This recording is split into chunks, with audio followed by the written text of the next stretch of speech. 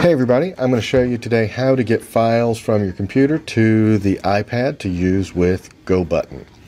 So what I've done here is I have iTunes installed on my computer. This is actually the auditorium computer. You don't need to be signed in to anything in iTunes to make this work. I've got the iPad connected via USB to Lightning connector, and what I'm going to do next is I'm going to click on this icon right here, and that's going to open the iPad so I can see what's on the iPad. So I'm going to scroll down here to File Sharing, and I'm going to click on GoButton, and it will show all the files that are attached to GoButton. So since our iPad and the version of GoButton we're using only supports one playlist, what I'm going to do is I'm just going to clear this out. So I'm going to actually select all the files in here.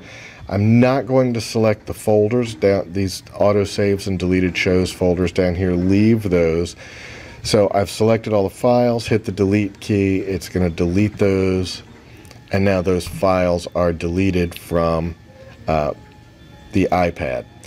So the next thing I'm going to do is I'm going to open up wherever I have my files. This could be a Google Drive if you've got the Google Drive file stream on your computer. This could be a jump drive. You can download your files to your computer, whichever way you want to do that. So what I'm going to do is position this so I can see my files that I'm copying from, and then I can see my iTunes over here. And what I'm going to do is select all of the files in this folder and then just drag and drop into that zone here under the Go button, and then you'll see all those files are going to upload.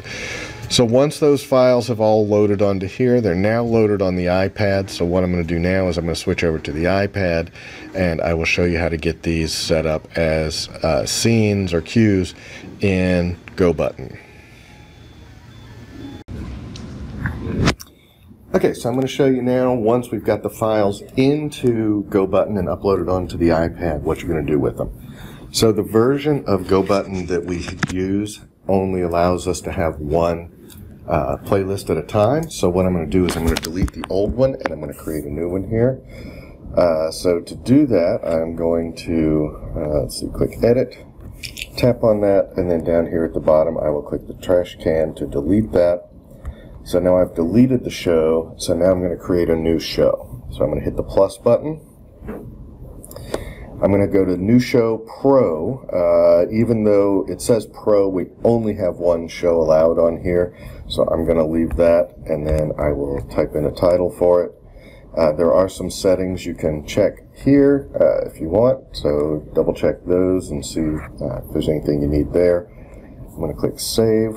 And then it's going to go into the show so I can add my cues.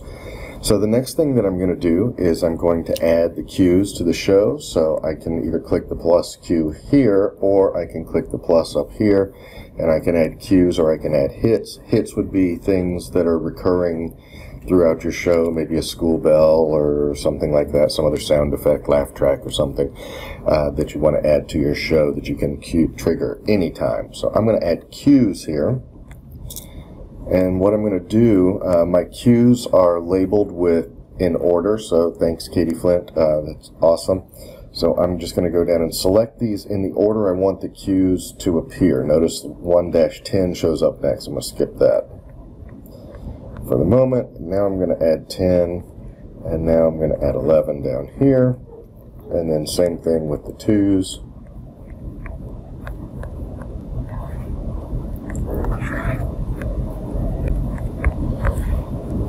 Okay, so those are added. Now click Add, and it's going to add all those cues at one time.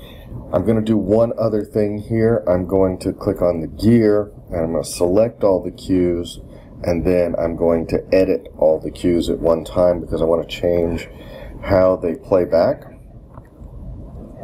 So right here under this, when the cue starts, what it does, so I'm going to make it stop other cues, so I'm only playing one cue at a time. You can set what happens after the cue starts and finishes, what it does with the previous or the next cues. You can determine whether it's going to loop, the fade out time. There's a couple of other options down there, and then I will save it, click Done, and now your show is ready to go. You can tap number 1 and you can start that. And if I hit go, it's going to just go to paradise. Stop it right there. So that's the quick and easy Go Button setup.